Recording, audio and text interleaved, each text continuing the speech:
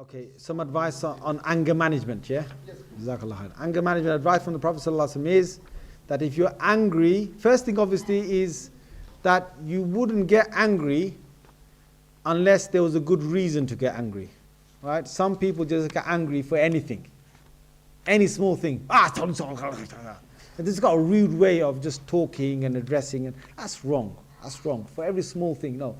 If you really have a good reason to get angry, okay, you get angry. You know that Rasulullah sallallahu alaihi wasallam, he controlled most of the relationship with his wife. It was controlled through him just being slightly upset. It was it. He never ever raised his hands to hit anyone. And he said, "Khayrukum li ahlikum." He said, "O khayrukum li nisa'im." The best of you are the best of you to their wives. I said, I am the best to my own wives. Yeah, that's one thing. Rasulullah sallallahu alaihi wasallam never had to do that. But if he said, if a person is angry, if he is standing, he said he should sit down. If he's sitting down, is angry, he should lie down. And if he's lying down, he should still angry, go and do wudu, cool himself down, get his mind off things. Yeah. Sometimes you're angry. One good thing to do is, there's been moments when I've been angry as well. It happens in marriage. But the best thing to do is realize that the shaitan is the third amongst you. Don't let it carry on. Yeah? So sometimes I've been in a heated argument with my wife, and I said to her, you know what? The third is the shaitan here, I'm walking away. And I just gone to sleep. In the morning, we've said sorry to one another. Yeah? Just sleep over it, just sleep. Yeah? Cool yourself off. In the morning, probably say sorry or something, because your mind's changed, the whole thing's gone. But in the heat of the moment, don't get into, these horrible ways of, and don't insult one another, and don't, say horrible words. Because they say that, جَرَاحَاتُ السِّنَانِ لَهَا الْتِيَامُ وَمَا الْتِيَامُ مَا جَرَحَ اللِّسَانِ. They say that the wounds of spears you can recover and completely recover from. But you don't always completely recover from the wounds of the tongue. Do you get that? If you get cut here, your body will repair itself. But if you get cut in your heart by someone's insulting words, it remains in your heart for a very long time. And sometimes it's really hard to get rid of. So please, controlling the tongue. If you're angry, just move away for a while. Then get together and talk when you're calm. Then you calm down and talk logically. And try not to make it an ego thing, right? Inshallah, things will. And then, as I said, look, one good thing all husbands and wives can do is have a moment in their house where you share some ta'aleem. Do dua together. Pray jama'ah. When you're praying home, and you're not coming to the masjid, you can't come to the masjid for some reason, pray home with your wives in jama'ah. Make dua together. Read hadith together. Read hadith together. 5 minutes, 10 minutes. It'll have a continuous effect on your married life. Your focus will be Allah and His Messenger. That's what it needs to be. Focus shouldn't be me, my ego, I'm the man, I say what happens, you listen to me. No, that. Together, keep Allah and His Messenger the focal point. Inshallah, the relationship will go very nice. In fact, it will be very sweet. The relationship will be very sweet. Okay, first one. If a boy wishes to marry a girl and his father does not allow him due to education, what should he do? He feels he can cope. You done that? Has he answered that one? I know he said he left it for me. He left for me. He feels he can cope, but his father disagrees. What should he do? Thing is, you should see your local imam about this, because there's one extreme where parents allow their children and they turn a blind eye when the child is doing zina and they know about it. People are telling the father or the mother, I saw your kid with this girl out there on the corner of the street or down in the cinema, whatever. They know, they hear. But the thing is, they're fixed in their mind. If he's not 24, education not finished, can't get married, because the whole society is going to blame us. Who in the world has taught you that? Who in the world has taught you that? Rasulullah sallallahu alaihi wasallam used to allow his society to get married as soon as they passed the age of puberty, which is like 11, 12. You think, 11, 12? Well, yeah, 11, 12. Well, I'm not going to tell 11-year-olds that 12 years to get married here. But their society, when you have a society where the 11 and 12-year-olds are completely in control of their lives, and they're like adults, You go back home, you'll see 7-year-olds controlling a herd of cattle. 7-year-olds looking after a whole massive good few fields. 7-year-olds, right, doing things for their, doing the whole shopping. Going to the bazaar 2.5 miles away, coming back with sacks full.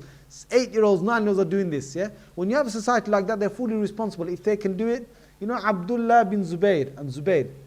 Zubayr's the father, Abdullah Zubayr is the son. Between them, the age is only 11 years. Or 10 years something. So he must have got married when he was 11. Sahaba. But most Sahabas, they got married when it was the right time, whenever they felt. Some of them got married, they had to get married 15, 16, they got married. Okay, fine. They were 18, 19, definitely you will find Sahabas that were getting married. Right? Because it was that society. Now in this society, we're not asking you to lower it that low. But if your child is committing zina, you need to seriously start thinking, do you want to allow them to carry on doing that? Or do you want to just tell them that, look son or daughter, tell me who you want to get married to, and your education can be still done. It's not that your education is going to go out the window if they get married. No, the education still can be completed. But you need to talk to your local imam, a good imam who knows about personalities, who knows how to deal with the situation.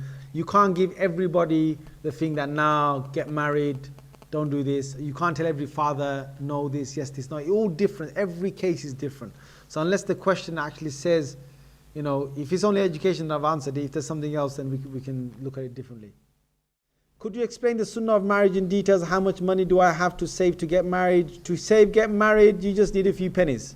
All right? But the main thing is, not a few pennies, but you need to basically be able to, if it's a man that has to ask this, the man needs to be able to look after his wife. Looking after means he has to provide shelter. He has to provide clothing. He has to provide food on the table. Shelter means a living place that is comfortable according to his means. It's not like the guy's basically working at Sainsbury's and she says, I want to move out into, that other area in Notting Hill somewhere with a £4 million palace or something. There's no such thing, right? According to his means.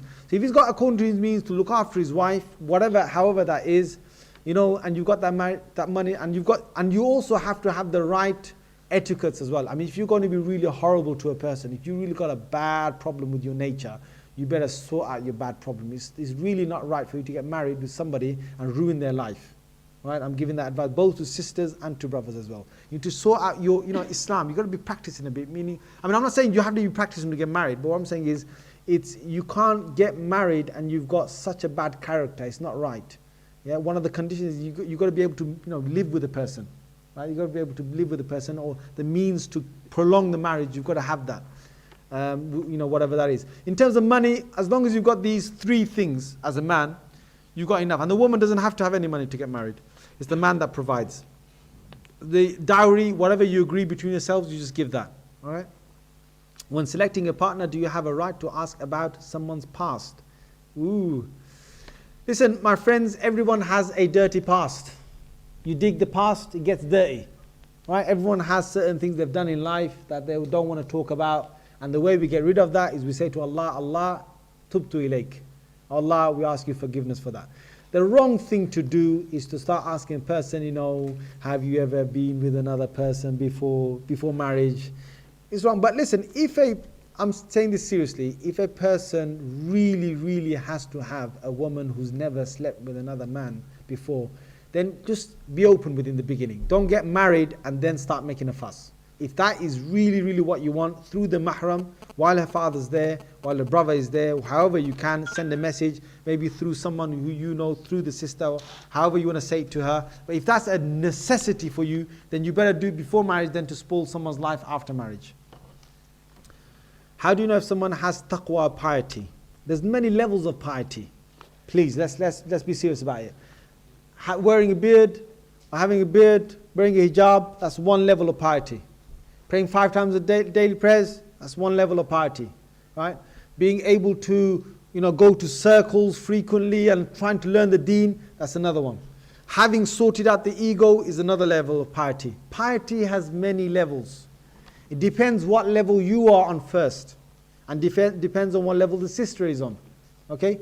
You can't just say, are they practicing by just looking at the hijab? No, I'll be honest with you, some sisters, they wear their hijabs, but they're convertible hijabs.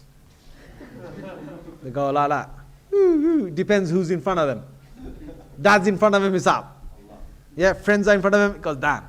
Yeah. So, and some beards, some brothers, they got the beards, yeah, but I tell you, there's a big shaitan behind that beard.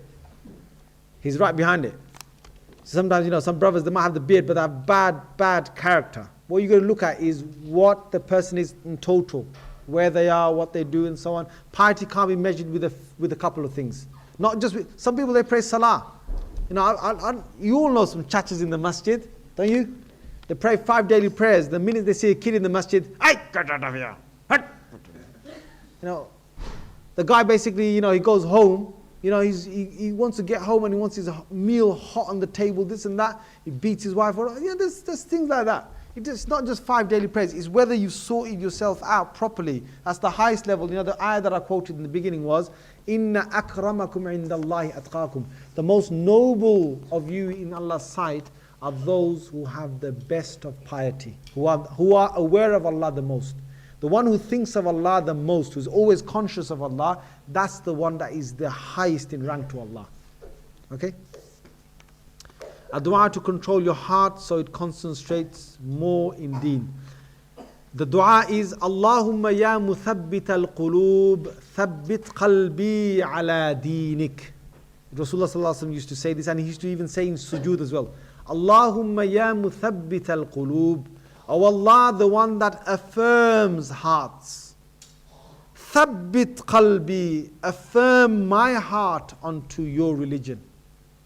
Affirm my heart on you. Allahumma, say it together with me. Allahumma ya muthabbit al-qulub, thabbit qalbi ala deenik. Once more. Allahumma ya muthabbit al-qulub, thabbit qalbi ala deenik. Some of you might not be able to remember the Arabic. Just say in English, oh Allah, the one who affirms hearts, affirm my heart onto your deen. Could you give the evidence of wearing hijab, covering the hair? What do you do if the husband does not want you to cover up?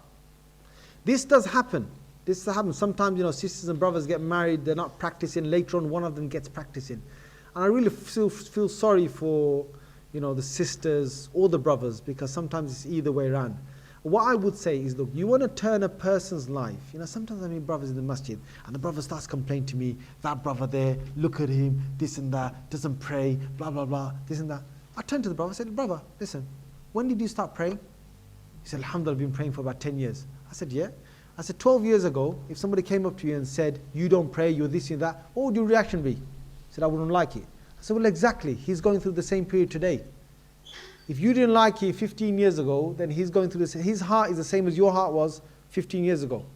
Now you've got to take it easy on him. How did you change? What made you change? It's a gradual thing that makes people change. Sometimes it hits people suddenly, sometimes it's gradual. But when a person becomes practicing, the thing is, look, there's two ways of getting a person to make a person follow you. One way is with the danda, with a stick.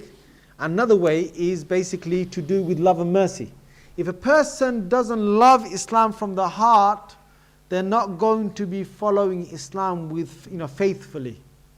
A person will only follow Islam. How do you get through to these people then? Look, tell them hadith. Tell them direct quotation of the Messenger sallallahu alaihi wasallam. Start with Riyadus Salihin. Start with that book Fadail Amal by Mullah Shaykh Zakaria. You might find some da'if hadiths in there, some weak hadiths in there. They're written there, the da'if or the fabricated hadiths. Look, they're written there. Don't read them if you don't want to read them. But the rest of the book, a lot of the book, has got a lot of good wisdom in there. Fadail Amal or Fazail Amal or that Tabligh Risal. It's a good book. Just bring that home, spend 5 to 10 minutes with your family. Just read it. Just say, look, all I want is 5 minutes or 10 minutes of your time. And read it. Read it with one another. Just don't go over 10 minutes. Just read what's in there and that's it. Khalas, just close the book and walk away. You'll see books like this, books like Riyadus Salihin, books of good character and good morals. We read it together as a family, it has an effect on you.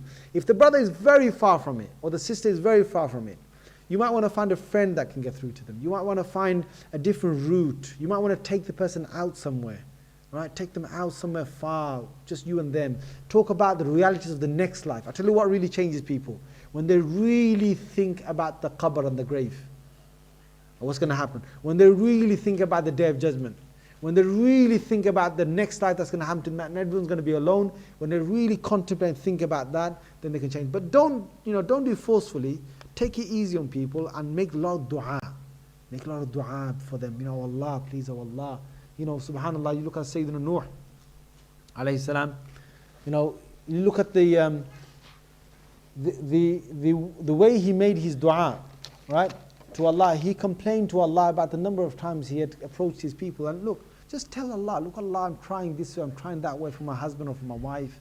Please Allah, find me a solution. Go and talk to a local imam, find new ideas. Take both of yourself on a course. I tell you what good course there is. If you basically go to a course where you can both residential staying. If you both can stay somewhere residential and it's Islamic thing, you can basically go to that, you can go to that talk with your wife or with your husband. Spend a month out somewhere, take time out from your work and everything. Just say, look, please, just spend a bit of time going to. Now, if it's your husband, if you can encourage him to go to the Tablighi Jamaat. Some of you might not agree with that, but I'll be honest with you that the basics might be done just in that work. They might be able to start praying, this and that, doing their wudu properly, whatever, learning the deen, having a concern about the deen. That can be done by Tablighi Jamaat. And they don't have to stay there for life. That just might kick them off with something. But it's a very good thing to go out, meet the brothers, be with them, for a number of days, and then come back, and then that might change them. If it's a sister, whatever, and you're trying to get through it, don't use force. Try a number of methods. Try advice. Try, like I said, the books. Try and take them out. Try and find a relative. Try and find someone who they like, they're close to, right? Try and do it with affection. Try and do it with love. Inshallah, you will see there's a lot of khair and barakah in that than force. Is a brother and sister allowed to meet each other in public and talk on phone if considering marriage? Is secret marriage is haram as it is becoming common now? Subhanallah. You must have a secret marriage, right? Look, the first and foremost thing is you do not contact anyone, as I said, over the phone, on the internet, without the mahram. All right? If it's a case where you feel that the parents are being horrible and they're not going to consider anything because she's a Pakistani, you're a Bengali, and it's like, no man, or you're a Pakistani, she's a Pakistani, but you're from Punjab and she's from northwest of Pakistan. No way. Or you're both from Rawalpindi, but you're not cousins. Whatever the case is, right? If that's the case, and there's no way you can get through to them, go and see your local imam. Go and see a nice imam in this area. Go and talk to them properly. Tell them the situation. Tell them where you stand. Tell them about the times you're meeting, whatever it is happening. Be honest and open. And ask the imam if he's going to help you out. Now, if the imam will assess the situation. Sometimes, look, I'll be honest with you, the imam can do a secret marriage for you, but it might not work out for you. You've got to look at the brother and you've got to look at the sister, you've got to look at a lot of things. I tell you, a lot of things. Sometimes they do it, they might do it for you, but they will tell you that you must make their nikah public after so and such time. It's not that you get temporary marriage and then after that you do whatever. No. There's a lot of conditions, and I'm not going to go through all of them, but go and see a local imam of yours and then basically take it from there. If you have been married before, but it has ended, is it okay to stay single in Islam or a sin? Does one have to still get married? Does a woman still have to marry, or can she still stay single? Look, sister, if you feel that your yearning for a man is not as strong as you would basically start committing sin, then you may want to stay single after you once been married. That's up to you.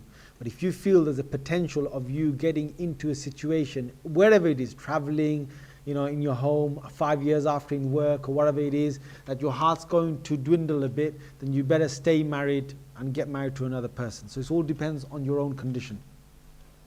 How do I tell my parents I want to get married? You say to them, I want to get married. How do you tell your parents? It depends who you are, right? Parents sometimes don't like to hear it straight up. They want somebody else to come to them. Sometimes you've got culture in the way. Like I know in my culture, you don't go up to your parents and say, I want to get married, Dad. They'll say, Bewkuf Gada, you got no manners. Could have asked me, and you could have told somebody else to ask me. Sometimes you got to look at your culture as well, and cultural ways to basically address the issue. But if there's anything else, I don't know, if there's anything else there which I can't see, you asked me again the question a bit more specifically. Would it be valid to ask for a divorce if husband forces the wife to take off his parents and in-law, making life really hard even for ibadah?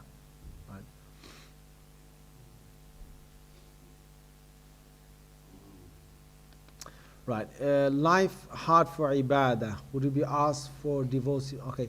Women, look, women, the thing is, divorce is not in your hands, divorce is in the hands of your husbands. And the husbands, they shouldn't just divorce you, whatever, it's not a small matter, it's a very, very, very, very big matter. Never, ever, ever, ever, men, I'm telling you, never, ever, ever, ever, ever, no matter how much you pushed, don't ever utter the word divorce from your mouth. Never. If you're in doubt, if you're angry, if you, whatever it is, just go out of the house, go to your local imam, talk to him. Serious. Because the consequences of this are very, very serious. There's one consequence where you never be able to get back to your wife again until she marries another man, and then that man divorces her, and then only then you might be able to get her back. Right? Which is, I tell you, it's a real big, big fitna. And then what brother says that I was angry. Well, it doesn't matter if you're angry, if you're happy, it doesn't matter. The divorce, once you say it, goes. There's no way of retracting it. There's no way. Right? Once you've said it, it goes. So you better go and talk to an imam and ask them, look, imam, I'm feeling like this. Hopefully the imam's got a few injections and it cools you down. Yeah? Not being serious, not going to give you drugs, all right? But hopefully he calms you down. And then after that, you talk to him and then you take it forward. But never utter that thing. But if a sister is in a situation where she needs it, the sister should ask her husband for khul'ah. Khul'ah is when she says to her husband, my husband, can you let me go away? Just tell me that I've released you. And if you want something in return, tell me what you want in return. And she can give her dowry, half a dowry, some gold, some money, even if it's not money, just anything that they agree with. And if he says, I've let you go, then the separation will basically take place. If a sister finds it difficult and the husband's not giving her the divorce, and if it's something like this that he's not even allowing her to do her ibadah, which is a very serious thing, it's very serious, right? She should seriously see an imam or several imams and get good advice from that. In London, there's a Sharia court. In Birmingham, there's one. In Dewsbury, there's a group of scholars that will sit down and they look into cases where sisters need to get divorced, or brothers, or whatever the case is. Right? So you need to go to one of the Sharia courts and put your case forward. They'll look into it. Their final statement is binding. So if they, as a group of ulama, say the sister is divorced from her husband, she will be automatically divorced. Right? So that's the only other channel that you can go through. Assalamu alaikum. Wa alaikum salam. If someone wants to get married and doesn't know which route to take, what advice can you give? Take the M1. Where can they find a partner? M62. Jazakallah khair, okay? You don't know what route to take. Look, you're not being very clear with me what route to take. I don't know. As I said, look, there's istikhara, there's talking to people, there's finding out character, or if you don't know how to meet the person, look, there's people in your society. I don't know, be specific with your question, because I'm going to stick to my M1 and M62. I find them somewhere in Manchester.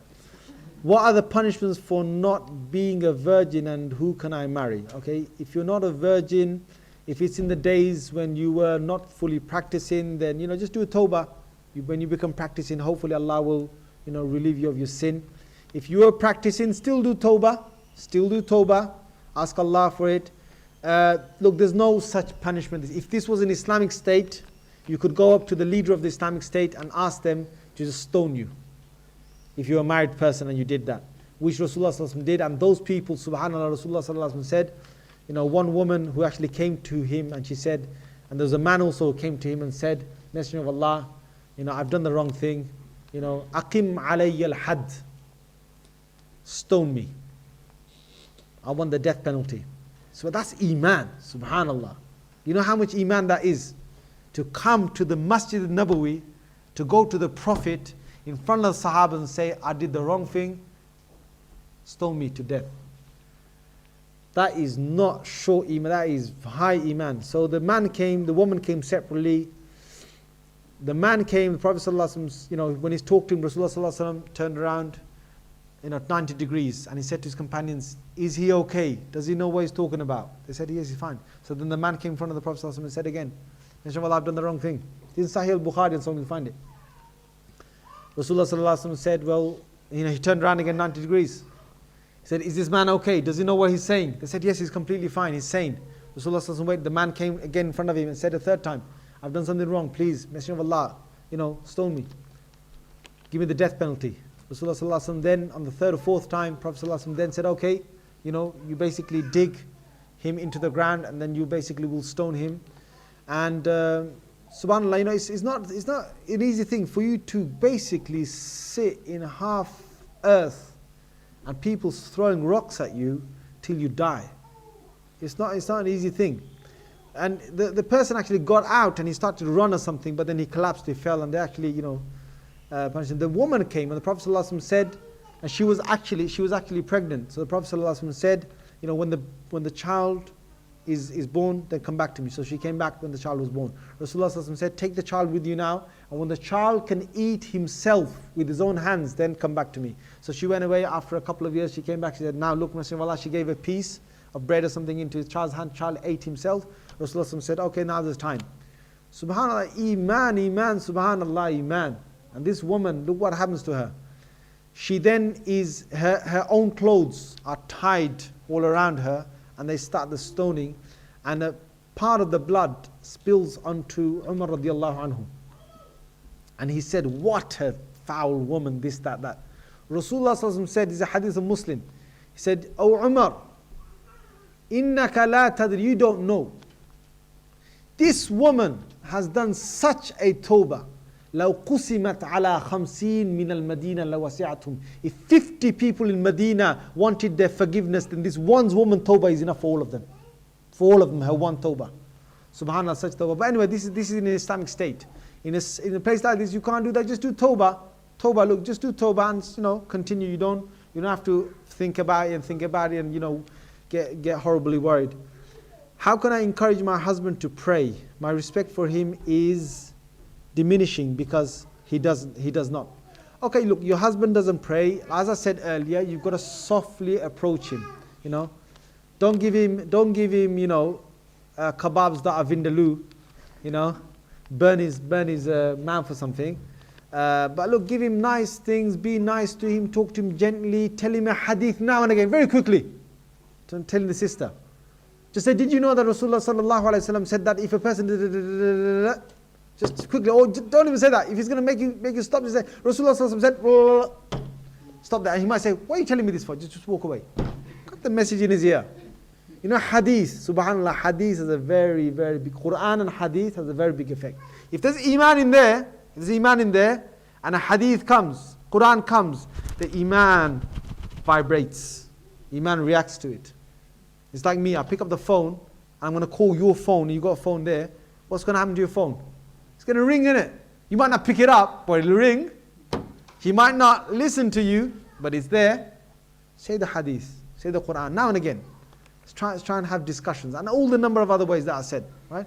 But don't lose respect for him. Because the moment you do that, he's never going to pray. I'll be honest with you. The Qur'an said, idfa billati hiya ahsanu sayya. The best way to ward off an evil is to ward it off with goodness, with something better than it. It's always worked. I'll be honest with you, it's always worked. People I've met been really horrible to me, and I've just gone up to them and I've basically sought forgiveness when they know I'm not in the wrong. I said, I'm really sorry, and I made a dua for them. Those people, I tell you, their hearts just turn straight away. They think, so, the guy hasn't even done anything wrong, and he comes to me and he does me a favor, he seeks forgiveness from me, and he does dua for me as well, and he's trying to be in my service. People's hearts melt. Doesn't matter how much of a thing is, they will melt. And make dua for your husband. Make dua for your husband or your wives if it's that case. But don't lose your respect. The moment you lose your respect, the relationship's going to go down. He's not going to listen to you. He's not going to want to listen to you. I don't want a brother who's shorter than me. Okay, fine. How tall are you, sister? Are you 6'4"? Hope you're not 6'4". Okay, is this way of thinking preference wrong and Islamic? No. Because Rasulullah sallallahu alaihi wasallam had a very tall wife. Yeah? Sauda. Rasulullah's wife Sauda was taller than him. Yeah? She's tall. In fact, in the night time, they look at they knew if the Prophet ﷺ is walking with a couple of his wives, they could spot Sauda out because she was the tall one. She was skinny and tall. So it's not wrong. I mean, it is wrong to sort of, that kind of preference. But if it's cultural, because cultural, you can't sometimes win culture. If you can, alhamdulillah, do it. But if you can't, then you've got a problem, like some people do. Or I tell you another way out. Make your husband wear high shoes and you wear low ones. Yeah, that's the way out. Don't wear any high heels, just wear, flat shoes, and you make your husband wear a bit thicker, and you'll be all right in the society. Obviously, his deen comes first, but preferences are okay, aren't they? Well, I've just told you that. That's not something, but if it really means that you do that, like I said to you, you might be ticking off just 2 eyes and 2 legs in the end. You better think about that. Brother, you said man and woman need to know each other before marriage. I agree, but what about if they know too much? What would they do later? Meaning, once they're married, if they know everything about each other, it'll get boring, won't it? No, it doesn't get boring, my mate. It doesn't. You still haven't spent your month's worth of happiness yet. The thing is, look, with people, if they're good people, you know a lot about them. If it's good, look, go ahead, get married. Doesn't matter. It might be from your relatives. You might know a lot about them, and that's fine. Or someone who you've grown up with in the society, you might know a lot about them. But if that's the case, it doesn't matter. If you like them, get married, have a wonderful time. And the wonderful days doesn't just end like that. You have many wonderful days. I have received a proposal, however, I'm finding it difficult to accept it mentally, as I have previously been in a relationship. I know it was haram, but I'm finding it difficult to accept another man in my life, as I do not know what to expect, how he will be.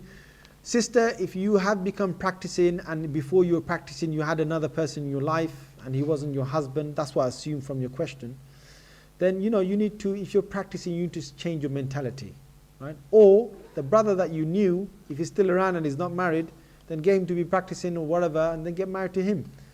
You're not stuck for it. But if it's because you don't know what to expect, that's not really a good excuse. Because if you need to get married, you need to find someone that's going to control your desires. Rasulullah ﷺ said, أَغَضُّ لِلْبَصَرِ, it'll keep your eyes low gaze. أَحْصَنُ لِلْفَرَجِ, it'll protect that between your thighs. We all need to do that. It's a human nature we've all got, and we've got to protect it. So through marriage, you protect it. Marriage is a castle. It's a castle. You protect one another within your own castle. Otherwise, if you're loose, if you don't get married, shaitan is there, and he'll make you do things that you're not supposed to do. You don't want to end up in hellfire. What do I do, as I have received a proposal from the person who I have previously been in a relationship? I have also received another proposal for another practicing brother. What do I do? The previous relationship wants to marry me, but he's not really practicing. I would say, if he's not really practicing, and he's not going to be practicing, and he's not going to show you a good few months of, don't just take his word, yeah, sister, I'll practice, I'll do anything for you, please. He's not going to do it, I'll be honest with you. Get him to practice for a bit of time, and when he's definitely done it, that's one thing. But I would advise you, get married to the brother who's practicing. And when I say practicing, the one who is more loyal to Allah and His Messenger. Right? That will be better than the one who is less loyal to Allah and His Messenger. That's my advice. Question, where and how to find a right practicing sister for marriage, especially for those brothers whose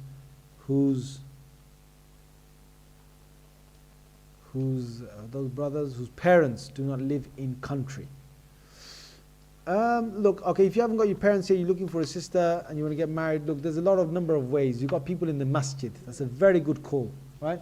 Go and talk to the brothers in the masjids, talk to a lot of the chachas, a lot of the uncles in the masjids, they've got loads of things behind them. I'll tell you, go and talk to them and, make sure you don't get beaten up, yeah? But talk to them. They do know a lot of families, this and that. That's a very good platform. Masjid is a very good platform. If you can't do that, then you basically go to, you've got these marriage events. You can go to these marriage events that they hold. If not, you basically, your friends, whoever you know. If not, then as a last resort, you can try the ones on the internet. I do know there's some successful ones on the internet, but then again, you have to make sure that the mahram is involved. Don't just start talking loose on the internet. I'm telling you this again. When I said the internet, I don't mean you start talking loose, finding someone and chit chat, it's none of that. If you've got the mahram, the father involved in those conversations, he's CC'd in those emails, on these marriage proposal sites, wherever they've got, as a last resort. If you want, you can use them, but please make sure that the Sharia etiquette is not broken, because the shaitan is the third amongst you, the Rasulullah says, if you're the only two speaking. Why is it that women always have to make the effort in the bedroom and not the men? Well, you mean making the bed? Making the bed. Women have to make the effort in the bedroom. Changing the light bulb. Changing the light bulb. Yeah, that's right, brother. If you mean the other thing, then I believe you've only got one husband, and your husband's quite lazy. He needs to learn from the Prophet ﷺ Sunnah, and the Sunnah is that the Prophet ﷺ used to start first, and he used to do something called mula'aba, which is playing around, and he used to play around with his hands first, and then after that, then they would start. So he needs to learn from the Sunnah. What are benefits of getting married? Jazakallah. Well, I've said the benefits is to protect yourself, and I've said a few things, and apart from what I've said is, the one thing I said in the talk is the akhirah. Akhirah. You will want to help one another in attaining the best of the akhirah. How? You will want to basically look after one another. Everything in marriage is rewarding. In Sahih al-Bukhari, there's a hadith where Rasulullah says, "Hatta ma tarfa ila fi imra'atik." He says, even if you take a small lump of food and you put it to your wife's mouth, even jokingly to your wife's mouth, Allah will give you a reward for that. Allah will give you reward for that. You know how much reward there is in marriage? There's reward in that. A woman, Rasulullah says, her pregnancy, her delivery, the weaning of the child, every moment of all these stages, she gets the same reward as a person in jihad fi sabilillah. And a man fighting in the path of Allah, she gets the same reward as that. Subhanallah, Rasulullah said that Sahabas were sitting, said, Messenger of Allah, they said, the rich people have taken all the reward. He said, how? So, well, they fast, we fast, they pray, we pray, but they've got money which they can give in sadaqah, and we're poor, we haven't got that money. So they beat us in this. How can we beat them? You know what the Prophet ﷺ said? He said, hasn't Allah made you ways of giving your sadaqah? He said, how? Allah's Messenger said, you say every subhanallah you say is sadaqah. Every alhamdulillah is sadaqah. Every la ilaha illallah is sadaqah. Every Allahu Akbar is a sadaqah. He said, even if you sleep with your wives is a sadaqah. They said, Messenger of Allah, what are you saying? You're saying we sleep with them and we get reward for it? Prophet ﷺ said, أَوَرَأَيْتُمْ, don't you see that if the man slept with a woman outside marriage, is it not a sin for him? They said, yes. He said, كَذَلِكَ, if he sleeps with her in marriage, after marriage, it's a reward. Subhanallah. You sleep with your wife, the reward in that. You wake your wife up in tahajjud, a hadith in Abu Dawood, Rasulullah said, Allah have mercy on the man who wakes his wife up for tahajjud, or wife who wakes her husband up for tahajjud, and they don't get up, so he gets a bit of water and sprinkles it on the face just to get them up for the akhirah. I'm not talking about buckets of water, right guys? Yeah? So a bit of sprinkle of water to get them up. Allah's Messenger said, Rahim Allah, Allah will have mercy on those. And what is marriage after you pass away? After you pass away, look, you're going to have children. The children, subhanAllah, Rasulullah said, you're in your grave. Nothing can benefit you except for three things. One of those three things, he said, if you've got a righteous child praying for you. Where does that come from? From your wife. You and your wife together, your righteous child. Get them up. They are your dhakhira, they are your provisions for the next life. You get to the next life, what is there? Sorry brothers, what time is exactly the salah? What is it? Is it time? Okay, there's... Alright, just very briefly, and then we finish. If a proposal comes for a brother who follows a different fiqh than yours, should you be a reason to decline the proposal? Not really. If you can, it doesn't matter if they both follow fiqh, but if it's going to clash, if it's such a clash, you better talk about these fiqh things, you know. If it's a clash, then then no. For example, there's certain fiqhs and things that people just can't get on with one another. Your imam says it's halal, my imam says it's haram. No. Can't get on. Certain fiqhs will say you can't eat prawns. Certain fiqhs will say you can. One fiqh says that if you touch your wife, whatever, your wudu is broken. Another one says it's not broken. I know a couple of them. Yeah. Every time she gets angry with her husband, and her husband's got wudu, she just touches him, breaks his wudu, because she's a Hanafi and he's a Shafi. But anyway, if it's such a thing that is going to do something like that, then it's different. Otherwise, it shouldn't be a problem. How do you repent for zina, haram? You just say to Allah, Allah, forgive me. Sincerely from your heart. Allah, I will never do it again. Allah, I will never do it again. Allah, forgive me. And Allah, I regret what I did. These are the conditions for tawbah. Regret, never going to do it again. You're absolutely serious about it. If you got this in your heart and you ask forgiveness, that's it. That's tawbah done. Imam Nawawi mentions that. The next question is going to take too much about surrogacy and so on. I'm not going to get into that. Jazakumullahu khair. Is it time for adhan? Time for adhan. Jazakumullahu khair. Wa akhiru da'wan alhamdulillah rabbil alameen. Subhanallah wa bihamdi. Subhanakallahumma wa bihamdik. Nashhadu an la ilaha illa anta nastaghfiruka wa natubu ilayk. And I thank the brothers and I thank everybody for coming down here. May Allah subhanahu wa ta'ala accept this as a good deed for us, and may He give us tawfiq to act upon the best of what I've said. And if I've erred, then may Allah forgive me, and may Allah subhanahu wa ta'ala rectify all our misdeeds.